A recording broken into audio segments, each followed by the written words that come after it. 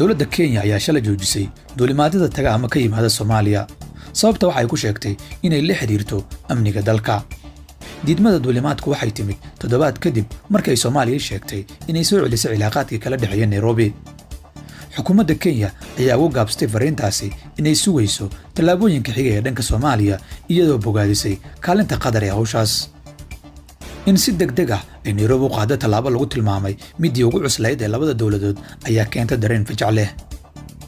Soomaaliya waxay arrintan ku qeexday mid aad u culus oo lama filaan ah. wasiirka hawada ee Soomaaliya Duraan Axmed Faarax ayaa sheegay in tallaabada ay qaadeen Nairobi inay tahay mid uga sii dari karta xiisadda labada dal oo biyo qabow lagu shubayay maalmihii la soo dhaafay. runtii arrin la yaab leh ayay noola muuqataa.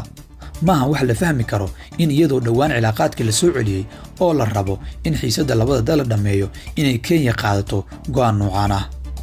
ma naqaano waxa ku qasbay iyo waxa ka dambeeya ayuu yiri wasiirka duulista hawada ee Soomaaliya.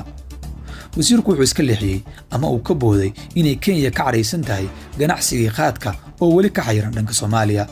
xilli Isniintii ay Soomaaliya soo celisay laba diyaaradood oo qaad ka qaaday waddanka Kenya. dhanka kale dalalka midowga Afrika ayaa la soo warinayaa inay ku kala qaybsameen xiisadda siyaasadeed ee ka jirta Soomaaliya xilli dhowaan ergey gaar ah ay u soo magacaabeen xalinta arrimaha Soomaaliya kaasoo ah madaxweynihii hore ee Ghana John Mahama. maamulka madaxweyne Farmaajo ayaa dhowaan warqad u qoray midowga Afrika. warqadda waxa ay ku sheegtay xukuumadda waqti uu ka dhamaaday ee Soomaaliya inaanay aqbalin ergeyga iyagoo sabab uga dhigay inuu cilaaqaad iyo dana ganacsi ku leeyahay Kenya.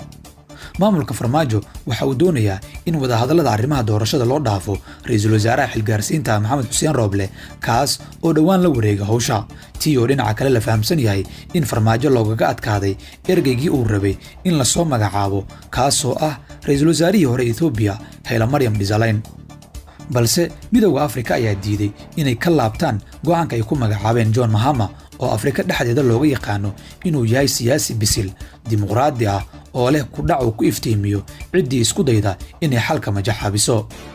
diblomaasiyiintu waxay sheegayaan in arrinta Soomaaliya si weyn loogu kala qaybsamay xilligan. dhowr waddan oo ay hogaaminaysa Ethiopia ayaa la sheegay inay si weyn u taageersan yihiin Farmaajo iyo sidoo wax u rabo inkastoo aqlabiyadda goluhu ka soo horjeesatay daahinta doorashada iyo gacan ka hadalka uu Farmaajo sababay ee dhowaan ka dhacay magaalada caasimadda ee Muqdisho. fariimo ay wadaageen madaxda qaar ayaa la sheegay inay bannaanka u soo baxeen taasoo la aaminsan yahay inay si weyn u dhaawici doonto dadaalka midowga Afrika ee la xiriira arrimaha Soomaaliya. galaangala Ethiopia u samaysay Farmaajo ayaa la sheegay inay keentay inuu helo dhowr waddan oo taabacsan qorshooyinkiisa ku aadan habka loo wajahayo xalka Soomaaliya. dhinaca kale dowladda federaalka ee Soomaaliya ayaa beenisay inay mucaaradka kula heshiisay in la bedelo taliyayaasha ciidamada qalabka sida. maalmaha waxaa soo xoogaysanayay wararka la xiriira in la bedeli doono Fahad Yaasiin, Biixi, Odowaa iyo Xijaar.